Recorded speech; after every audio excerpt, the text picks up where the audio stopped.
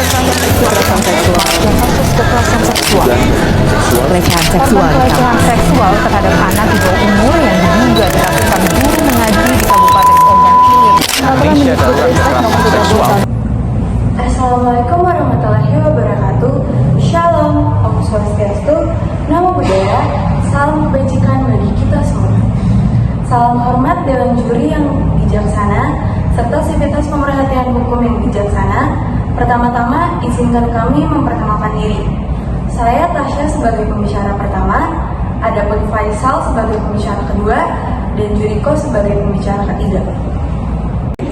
Dormium Maikondolagas, Hukum Morianto. Hukum terkadang tidur, tetapi hukum tidak pernah mati. Kemajuan teknologi kecerdasan buatan membuat manfaat besar dalam berbagai bidang, mulai dari pendidikan, industri, hingga hiburan. Namun di balik kemajuan tersebut, muncul ancaman baru berupa penyalahgunaan teknologi untuk melakukan kejahatan digital, terutama pelecehan seksual berbasis AI. Salah satunya melalui fenomena deepfake porn. Deepfake porn adalah manipulasi digital yang menggunakan wajah seseorang tanpa izin untuk disisipkan ke dalam konten seksual. Akibatnya, korban mengalami kerugian psikis, sosial, dan berproporsional. Sementara pelaku seringkali sulit dijerat karena tidak ada regulasi yang secara eksplisit mengatur tanggung jawab dalam konteks. Kasus-kasus seperti ini sudah mulai bermunculan di Indonesia. Menurut research, di Indonesia kasus deepfake porn mencapai 14.678 video yang tersebar. Proses hukum yang berjalan sering terbentur oleh ketiadaan dasar hukum yang jelas mengenai siapa yang harus bertanggung jawab, apakah pencipta teknologi, pengguna, atau penyebar hasilnya. Pembentukan ketentuan UUD yang secara khusus mengatur tentang tanggung jawab hukum atas penyalahgunaan kecerdasan buatan AI dalam kasus pelecehan seksual berbasis AI merupakan langkah penting untuk melindungi hak asasi manusia di era digital.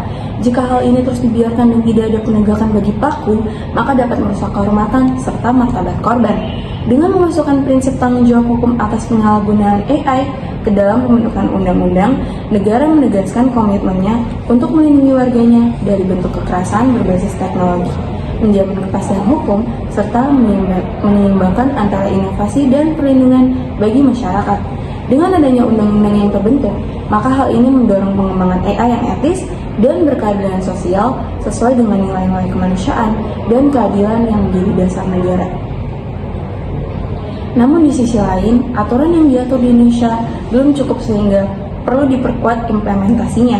Namun kami tegaskan bahwa memperkuat hukum lama tanpa memperbarui substansinya sama saja seperti memperbaiki rumah tua tanpa mengganti fondasinya. Masalahnya bukan hanya pada penegakan, tapi pada substansi hukum yang belum objektif terhadap karakter AI. Oleh karena itu, hukum baru bukan berarti menambah beban regulasi, tapi menciptakan fondasi baru yang relevan, akuntabel, dan jelas dan dalam menentukan tanggung jawab hukum. Teknologi kecerdasan buatan ibarat pisau bermata dua bisa menjadi alat kemajuan, tapi juga alat kejahatan. Tanpa payung hukum yang tegas, masyarakat akan menjadi korban dari teknologi yang diciptakannya sendiri. Maka dari itu, sekian dan terima kasih. Salam demokrasi. After the fade on, hukum senantiasa tertatih-tatih mengejar perubahan zaman.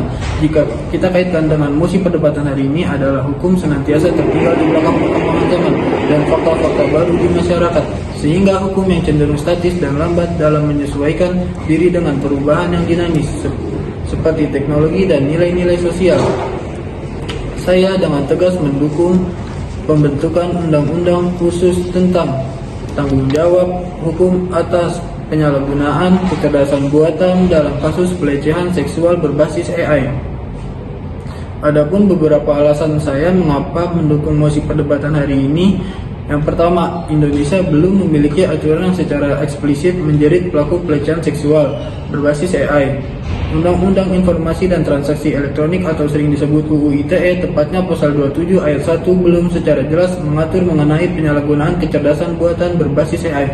Akibatnya banyak korban kesulitan menuntut keadilan karena bukti digital sulit dikategorikan di bawah hukum yang ada. 2. Perlindungan korban dan privasi. Setiap warga negara Indonesia memiliki hak yang diatur secara jelas dalam UUD 1945 pasal 28A, sehingga tanpa undang-undang khusus yang kuat tidak dapat memberikan perlindungan terhadap masyarakat, sehingga perlunya undang-undang khusus. 3. Kepastian hukum bagi pengguna AI. Undang-undang khusus akan menetapkan batas etika dan tanggung jawab bagi pengguna AI. Dengan demikian, inovasi tetap dapat berkembang tanpa menimbulkan kerugian sosial dan moral. Indonesia mengalami kasus deepfake pornografi meningkat pesat secara global berdasarkan data laporan Deep Track Lab pada tahun 2023. 96% deepfake internet bersifat pornografis dan sebagian besar menampilkan wajah perempuan tanpa izin. Sehingga apakah hal ini akan terus kita biarkan tanpa tindak yang tegas? Tentu tidak. Itulah benang merah musim perdebatan hari ini. Sehingga mari kita bandingkan adanya UU khusus dan ketika tidak. Undang-undang khusus juga mendorong transparansi teknologi. Pengembang diwajibkan menanamkan sistem keamanan watermark atau identifikasi etis pada setiap model AI sehingga penyalahgunaan dapat dilacak. Saya meyakini bahwa pembentukan undang-undang khusus bukanlah bentuk pembatasan inovasi, tetapi perlindungan terhadap kemanusiaan di era digital.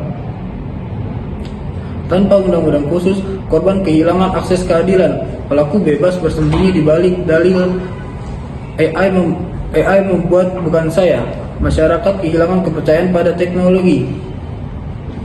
Dengan undang-undang khusus, kepastian hukum dan mekanisme tanggung jawab yang jelas, korban memperoleh perlindungan dan pemulihan. Inovasi AI berkembang dalam kerangka etika dan hukum. Oleh karena itu, saya menyatakan setuju sepenuhnya bahwa pembentukan undang-undang khusus tentang tanggung jawab hukum atas penyalahgunaan kecerdasan buatan dalam kasus pelecehan seksual berbasis AI adalah langkah mendesak, manusiawi, dan progresif. Sekian, terima kasih. Salam demokrasi. Profesor Sabjito Raharjo, seorang guru besar hukum, pernah menyatakan bahwa hukum harus melayani manusia dan seterusnya, bukan manusia yang diperbudak oleh hukum. Ketika hukum kehilangan rasa keadilan, di sanalah Naruni harus mengambil ahli perannya. Jika kita kaitkan dengan mosi perdebatan pada hari ini mengenai pembuatan UU baru, menjadi ironis bagi kita ketika kecerdasan buatan yang dibuat oleh manusia justru digunakan untuk mengatur penyalahgunaan kecerdasan buatan itu sendiri. Oleh sebab itu, kami menilai hal ini tidaklah tepat. Sebabnya, hukum yang sudah ada sebenarnya cukup untuk menjerat para pelaku, khususnya pada kasus pelecehan seksual berbasis teknologi AI. Oleh karena itu, kami menyatakan menolak perbuatan undang-undang baru dikarenakan yang pertama, hukum yang ada sudah mengatur.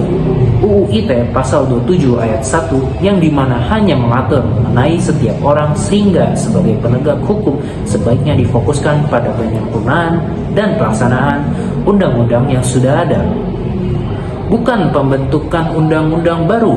Karena jika hukum yang belum dijalankan secara optimal, namun justru penambahan regulasi yang baru akan memperumit sistem penegakan hukum yang ada, pembuatan atau sebaran konten pelecehan berbasis teknologi AI, termasuk konten deepfake porn, kini telah memiliki dasar hukum yang jelas, dapat dikenakan sanksi pidana sebagai diatur dalam Undang-Undang Nomor 12 Tahun 2022 tentang tindakan kekerasan seksual pasal 4 ayat 1 yang mencakup tindakan kekerasan berbasis elektronik.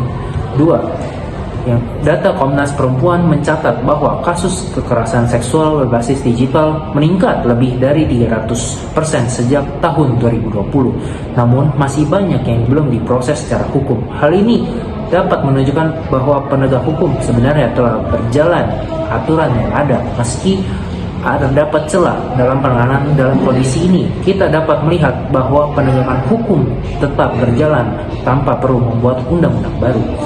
Yang ketiga, menurut World Economic Forum tahun 2004, negara dengan regulasi AI terlalu ketat justru mengalami penghambatan dalam riset dan inovasi.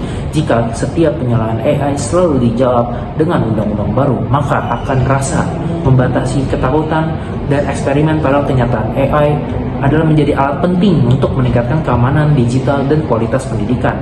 Namun, perlu ada batasan penggunaan AI itu sendiri. Perdebatan ini hampirlah berakhir.